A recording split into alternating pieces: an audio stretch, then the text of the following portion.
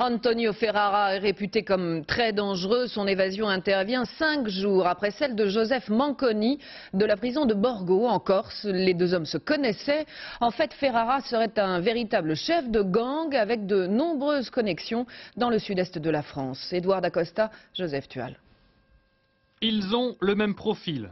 Les policiers soupçonnent Antonio Ferrara, 29 ans, et Joseph Manconi, 37 ans, d'avoir participé à au moins une attaque commune. Nous sommes le 26 décembre 2000. Avec un sang-froid impressionnant, ce commando, armé de fusils mitrailleurs, attaque un fourgon blindé porte de Gentilly. Montant du butin, à l'époque, 30 millions de francs. Le lendemain, 6 malfaiteurs sont arrêtés dans ce pavillon près de Paris. Les armes et l'argent retrouvés, mais pas Ferrara ni Manconi.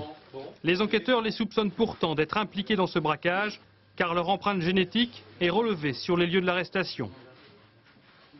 Manconi s'évade et quelques temps après, on assiste à l'évasion de Ferrara. Donc sans enlever ce contexte-là, on peut penser évidemment qu'il y a des liens entre ces personnalités-là. Et vous savez, toutes les bandes organisées fonctionnent avec des systèmes d'échange.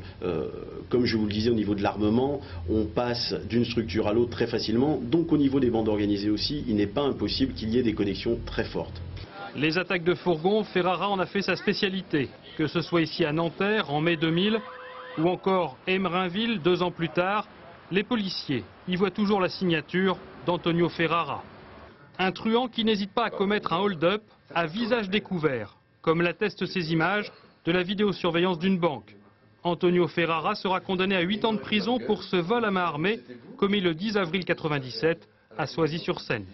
Quelques mois plus tard, il s'évade de Fleury-Mérogis.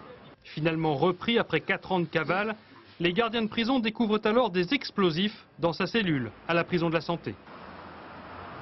C'est quelqu'un qui engageait la conversation, qui n'était pas avare de paroles, si vous voulez. Toujours le mot pour plaisanter, même si bien sûr les personnels se méfiaient de cet individu qui est potentiellement extrêmement dangereux. Qu'il s'agisse de Ferrara ou encore de Manconi, les policiers avaient mis 2 ans pour les retrouver après leurs évasions respectives.